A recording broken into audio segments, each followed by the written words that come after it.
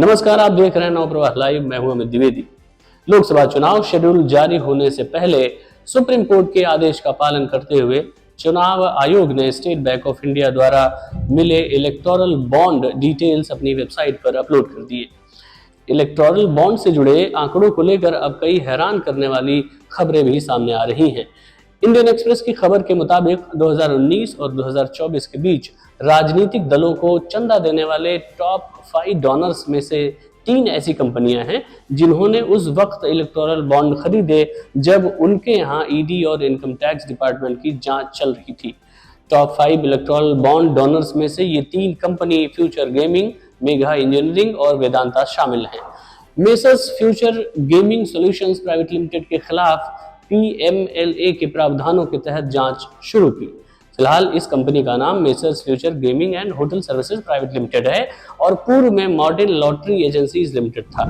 ED के अनुसार Martin और अन्य ने लॉटरी विनियमन अधिनियम 1998 के प्रावधानों का उल्लंघन करने और सिक्किम सरकार को धोखा देकर गलत लाभ प्राप्त करने के लिए आपराधिक साजिश रची। ईडी ने 22 जुलाई 2019 को दिए अपने एक बयान में कहा था कि मार्टिन और उसके सहयोगियों ने 1 अप्रैल 2009 से 31 अगस्त 2010 के दौरान पुरस्कार विजेता टिकटों के दावों को बढ़ा चढ़ाकर दिखाकर 910 करोड़ रुपए की अवैध कमाई की थी। 2019 से लेकर 2024 के बीच कंपनी ने 21 अक्टूबर 2020 को इलेक्टोरल बॉन्ड की पहली किश्त खरीदी थी। चुनाव आयोग द्वारा जारी आंकड़ों के मुताबिक दूसरी सबसे बड़ी इलेक्टोरल बॉन्ड खरीदार company Megha engineering and infrastructure limited है, जिसने 2019 और 2024 के बीच 1000 करोड़ रुपए के इलेक्टोरल बॉन्ड खरीदे। कृष्णा रेड्डी की कंपनी मेघा इंजीनियरिंग तेलंगाना सरकार की कालेश्वरम डैम प्रोजेक्ट जैसी कई परियोजनाओं में शामिल है। अक्टूबर 2019 में आयकर विभाग ने कंपनी के दफ्तरों पर छापेमारी की थी। इसके बाद ईडी की ओर से भी जांच शुरू की गई।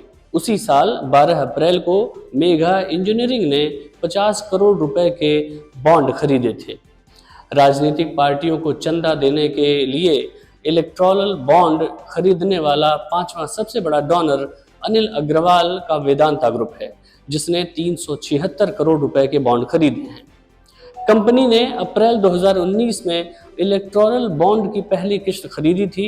इंडियन एक्सप्रेस की रिपोर्ट में बताया गया है कि 2018 के मध्य में ईडी ने दावा किया था कि उसके पास वीजा के लिए रिश्वत मामले में वेदांता ग्रुप के शामिल होने के पर्याप्त सबूत हैं, जिसमें कंपनी ने चीन के कुछ नागरिकों को नियमों को कथित रूप से तोड़ मरोड़ कर वीजा दिया था। ईडी द्वारा सीबीआई को भेजे गए एक रेफरेंस में 2022 में भ्रष्टाचार का मामला दर्ज किया गया, जिसके बाद ईडी ने मनी लॉन्ड्रिंग जांच की शुरुआत की। उसके बाद इस कंपनी ने भी 39 करोड़ रुपए के बॉन्ड खरीदे। इसके अलावा सुप्रीम कोर्ट ने आज एसबीआई को फटकार लगाया। सुप्रीम कोर्ट ने शुक्रवार को स्टेट बैंक ऑफ इंडिया को इलेक्टोरल बॉन्ड से जुड़े यूनिक अल्फा न्यूमेरिक कोड नहीं बताने के मामले में नोटिस जारी किया। इसी कोड के जरिए इलेक्टोरल बॉन्ड से चुनावी चंदा देने वाले और राजनीतिक पार्टियों के बीच मिलान संभव होगा, यानी पता चलेगा कि किस कंपनी या व्यक्ति ने किस राजनीतिक पार्टी को चुनावी चंदे के रूप में कितनी रकम दी है। शुक्रवार को सुप्रीम कोर्ट के मुख्य न्यायाधीश DY चंद्रचूड़ ने एसबीआई से कहा, हमने इलेक्टोरल बॉन्ड से जुड़ी सभी अहम जानकारी सार्वजनिक करने के लिए कहा था। इसमें बॉन्ड के खरीदार, बॉन्ड की रकम और खरीदने की तारीख शामिल है। बॉन्ड के सीरियल नंबर को आपने नहीं बताया है। हमने अपने फैसले में सभी जानकारी सार्वजनिक करने के लिए कहा था।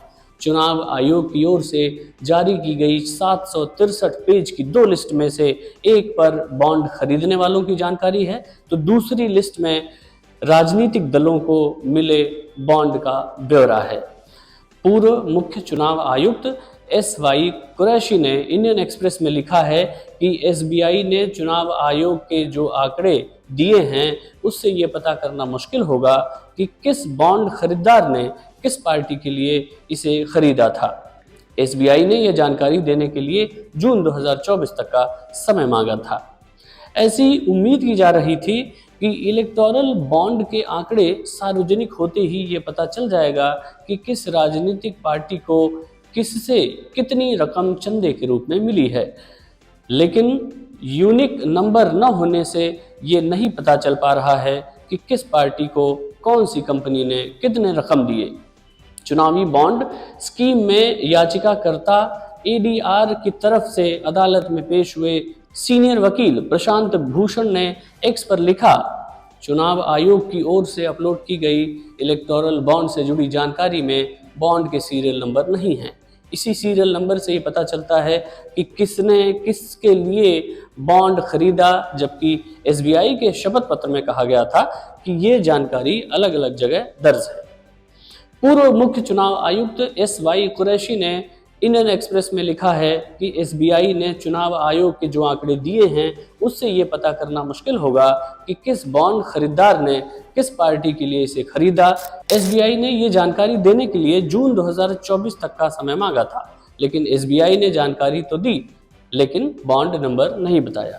अब देखते हैं कि सुप्रीम कोर्ट की फटकार के बाद क्या एसबीआई यूनिक नंबर भी जारी कर सकता है और फिर ये मामला और रोचक हो जाएगा और लोकसभा चुनाव को और रोचक बनाएगा। इस पूरे मामले में आपकी क्या है राय, हमें कमेंट सेक्शन में कमेंट करके बताएं। अपना ख्याल रखें। नमस्कार।